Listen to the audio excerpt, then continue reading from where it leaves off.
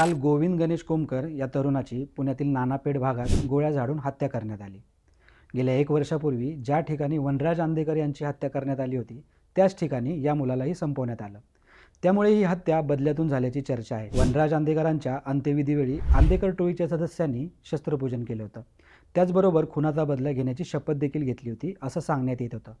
त्यामुळे वनराज आंदेकर यांच्या हत्येचा बदला घेतला जाईल अशी ही शंका पहिल्यापासूनच होती आणि अखेर ही शंका खरी ठरवत वनराज आंदेकर हत्या प्रकरणात आरोपी असणाऱ्या गणेश कोमकर यांचा मुलगा गोविंद कोमकर यांची हत्या करून बदला घेतला असल्याची चर्चा आहे। 1 सप्टेंबर 2024ला वनराज आंदेकर यांची हत्या झाली होती। वर्षभराने बरोबर 1 सप्टेंबरलाच त्यांच्या हत्येचा बदला घेण्याचा प्लॅन होता। वनराज आंदेकरांच्या हत्येतील मुख्य आरोपी असलेल्या सोमनाथ गायकवाडच्या मुलाचा हत्येसाठी कात्रज भागात मोठा प्लॅनही रचण्यात आला होता। पण या प्लॅनचा सुगावा 2 दिवसापूर्वी पुणे पोलिसांना लागला होता। त्यामुळे पोलिसांनी हा गँगवॉरचा कट उधळला असल्याची चर्चा सुरू होती।